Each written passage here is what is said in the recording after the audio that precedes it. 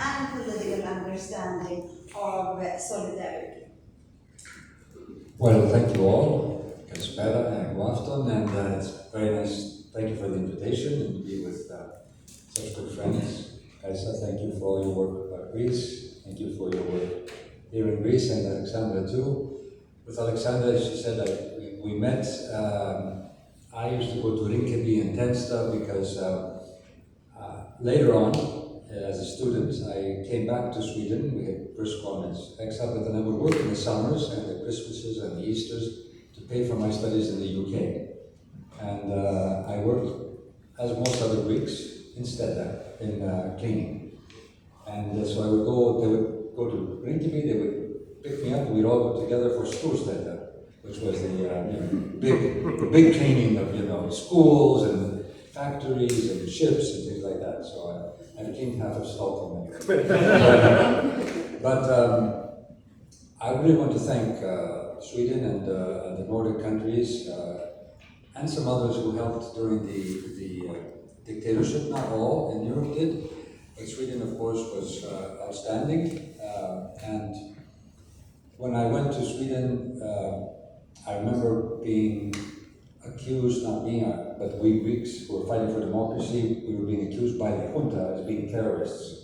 And then Tage Erlander, the Prime Minister, came out and said, no, they are not terrorists, they are fighting for democracy, and we support them. So this is very important. And the solidarity we had, of course, then there was the Grekska Komiten. I was quite small, so I wasn't deeply involved with the Komiten, but it was very, very important personalities were there, from politics, from academia, from the culture, from theater. We had a good friend, Anja Landgren, I think she passed away 2 years ago, who was in very important movies, Bergman's movies and so on, who was also, so many people were there, very much. So it was a very wide solidarity we really felt, and there was a boycott for tourism, even though we would have friends who were working, Swedish friends who were working in tourism in Greece, and they would help us take messages to people that we could not do, because we didn't have internet, of course, and to get a letter or get a word to somebody about what's happening or from learning from them. So there were a lot of Swedish interlocutors, usually guides, women guides, who maybe went to Rhodes, but they would stop in Athens and talk to people and so on. When I first went to Sweden, I was coming from the United States because we had left, we were in exile. My father decided to be in exile. He went to France and they sent me to my grandparents in Chicago. Then they went to Sweden and I took the boat. And when I got to Tessentralen, put me in a car and they took me up to an island somewhere in Värmdö, in ordinary Värmdö. And this was a very small island. I think it was Pierre Schori's home. This is his house out on the archipelago, the Swedish archipelago. And we were 3 houses, no electricity, so we would cut wood for cooking, cut wood for the sauna, and when we wanted to shop, we would get in a little boat and go to another island. That was my first experience of Sweden, and a lot of mosquitoes too. And actually, one of the attempts, we had 2 attempts of trying to murder us or kill my father. 2 were in Sweden. One was when somebody came to put fire on the island. So there was a fire on the island. The other one was Christmas Eve in the offices. We were in the offices of PAC. PAC was the resistance organization. We were on the 7th floor, and somebody came and put of course, the day before Christmas, all the offices are empty, but we were there with some Greek friends and so on. They put a fire at the bottom of the building to try to burn the building and burn us. And luckily the fire engines came and saved us. So that was quite a few experiences. But I felt it as a safe haven for me, for Sweden. It was very welcoming, warm, friendly, and very helpful. it did shape my thinking a lot, because I think it was the democratic culture that was very much important. It was being able to walk in the streets, and then all of a sudden in Gamla Stan see Olof Palme with his wife Lisbeth carrying their bags, and then he said, "Oh, what are you doing? You're always here. What are you doing?" And I said, "I'm just looking for a pub." Oh, he said, "Lisbeth, take the bags. I'm going to show him the pub." So he came, had a beer with me, and went back. But this, of course, cost him his life. As with Anna Lind, great loss, very good friend. We worked together when Sweden was in the presidency of the European Union, and she always said, "I have one other Swedish minister helping me. It's yours." So we would work together to help when they were in the presidency of the European Union. And I was lucky enough, when Greece was in the presidency of the European Union, we negotiated to bring Sweden in to the European Union. And Palme was a vice minister, I was the number 3 in the ministry, and we were making a bet. Who was going to come in first? He was saying, "We're going to bring Finland in first." I said, no, we're going to bring Sweden in first. And we brought Sweden in first. Carl Bildt was then the prime minister. But Alexander, if I talk too long, just cut me, huh? There's too much I can say about my... The worst thing is you have so many stories, and many stories that you haven't really shared. I've been telling you should write a book about not least that period that is very interesting, because that exile and being a refugee, a political refugee, and also the son of Andreas Papandreou, I know it has shaped you and your views and your political struggles. So if you just boil it down, as we say in Swedish, if you just boil it down to one single thing that you learned during these years, this is very mean question. No, I think one thing that the civic education for democracy. And just to tell you a story, I worked with ABF, and I partly learned Swedish going to these ABF and some other courses, for adult education, and of course also living in Sweden. I had a Swedish girlfriend. She helped a lot too. She would not speak to me in English, only in Swedish. That helped. But learning that you have to have a democracy, you also have a democratic culture. I mean, there are many things for democracy, what democracy is, and I agree. We need to look at the ancient, because they didn't have slaves, and they didn't have free slaves or free votes for women or citizenship, but they did look to see how power was concentrated and try to stop power being concentrated, and against these oligarchs and so on, which now we have. So I think we have a lot to learn from them too. But I learned that, and when I came back to Greece after 1974, a few years later I started a movement working with ABF on civic education, adult education. We ended up maybe 1 million people all over Greece going to these studia circula in Greece, study circles in Greece. And everybody knows what ABF is, eh? The studia circula, yeah? If anybody doesn't know, you don't feel stupid. ABF is a... Here we have a friend who doesn't really know. Could you please explain it? So ABF started with the Social Democratic Party many years ago, I think the turn of the previous century, in the 1900s, when the workers were working very hard in terrible conditions, in cold factories, losing their hands, their legs. It was so bad. And they wanted to organize the workers in unions. But the workers didn't even know how to read or write. So they had teachers on their bicycles. Bicycle is sort of the emblem of ABF. They would take the books and go to the homes and teach the workers language, but through that also teach them how to organize. So this created a whole movement, and that developed into one of the biggest, I think, adult education movements in the world. So to have about 2 million people now in Sweden every year, I think that's about the number. Which is the foundation of democracy, and it's also a way of elevating the whole working class. Absolutely. But that's also what we're cutting down on in Sweden. Yeah, I know. This is one of the problems we are facing. Yeah. And so when I did this in Greece, ABF came to help me. We trained people, we took people to Sweden. We worked particularly in the countryside and particularly with women, and with the studia circula, the study circles, and worked a lot. My mother, of course, as a feminist, she was very much supportive of this. the men would not allow the women to go to courses.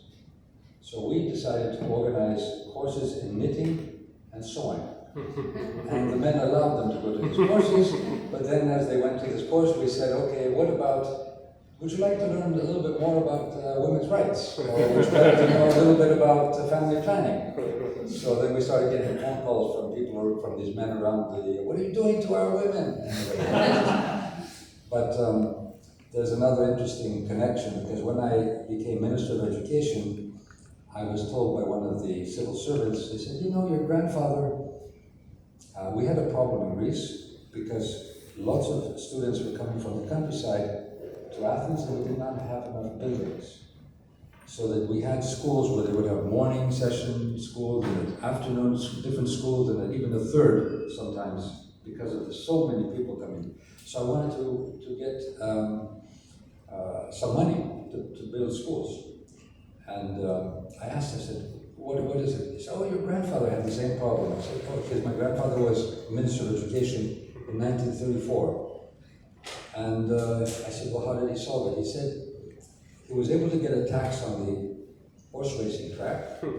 And with this tax, he went to Sweden and got a loan.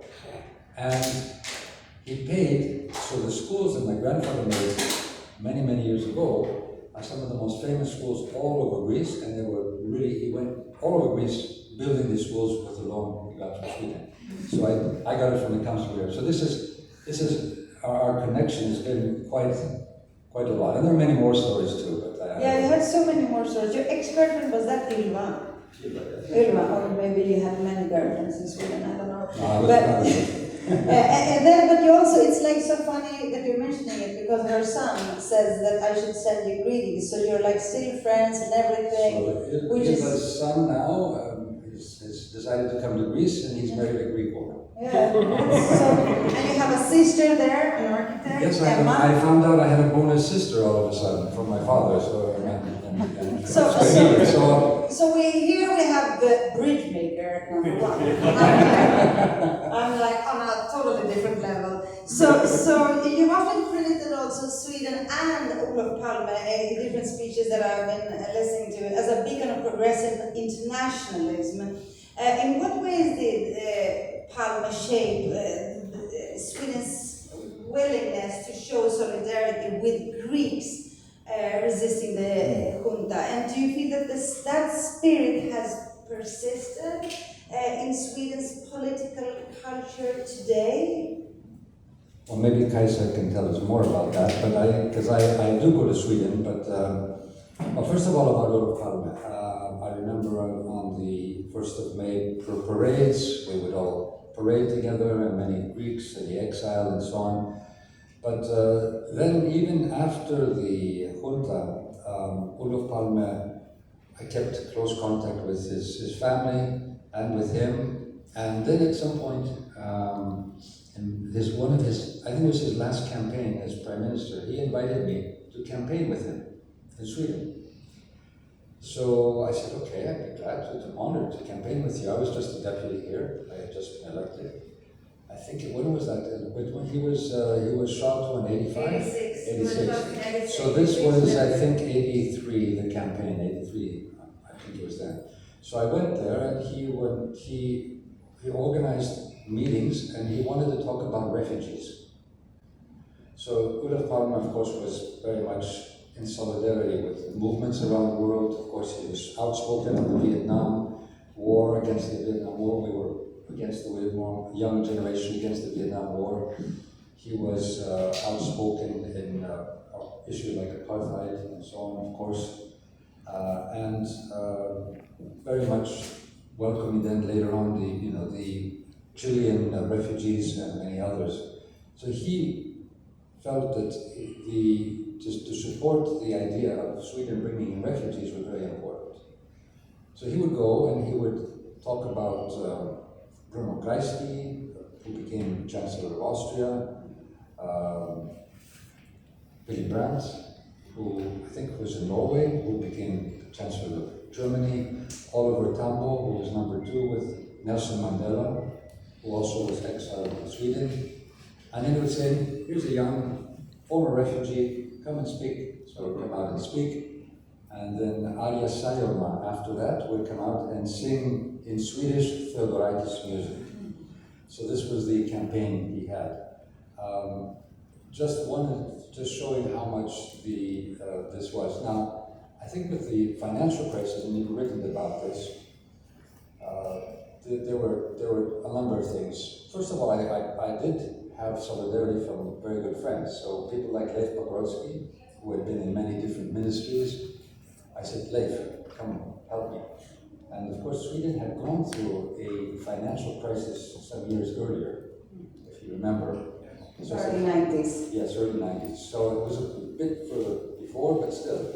And I also, Göran Persson also. And he was saying, yes, do whatever you can, because once the IMF comes in, you know, they will tell you even for the smallest detail what you should do. And I actually had a big meeting I brought here in Zapio.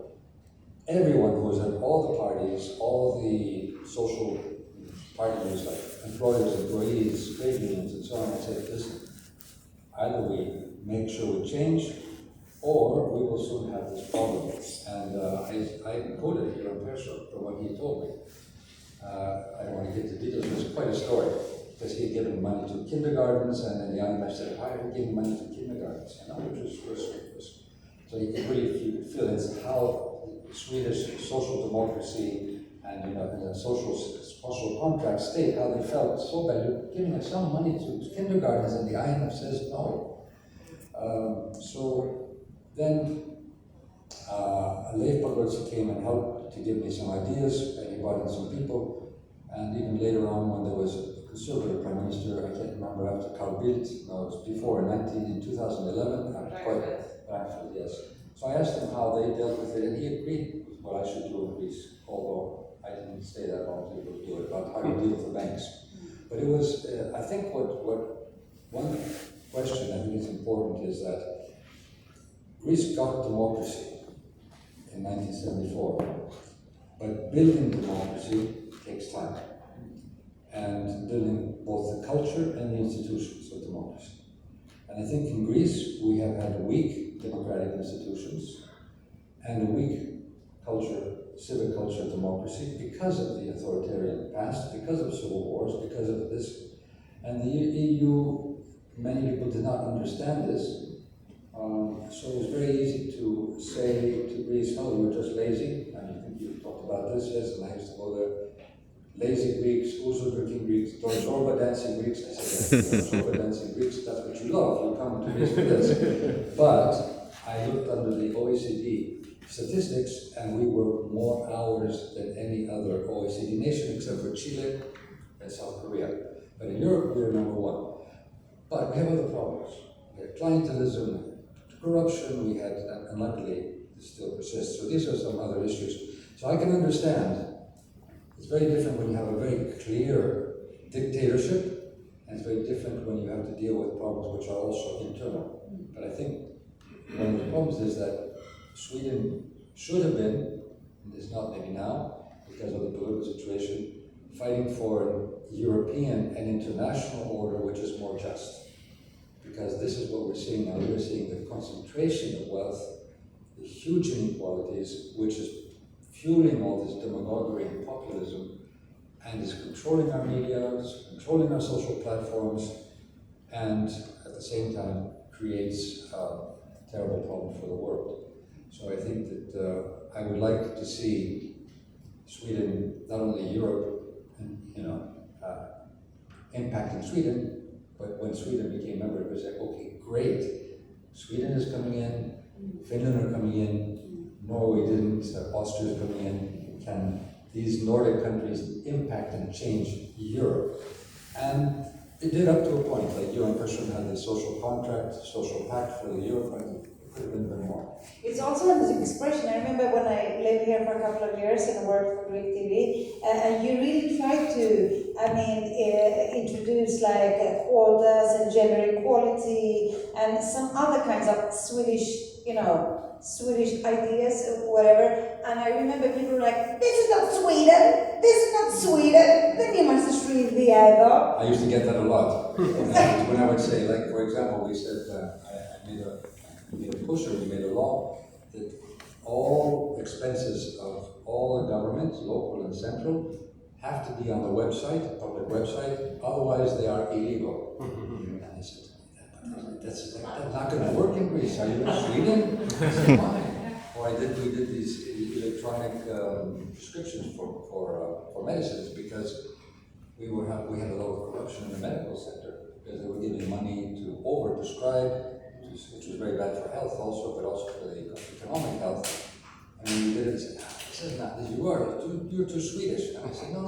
I said, if we can learn from Sweden, why are we not able to learn? And actually, I even said to Barroso later on, and I said, let's take all the countries of Europe, now we have a crisis, bring the best from all these countries in Europe, best practices, and see if we can change Greece. He did that, although I didn't stay there. Samaras came and he did not continue this. But finally, I would like to hear you elaborate on, because things really changed during the financial crisis, or in retrospect, how would you describe it? Because I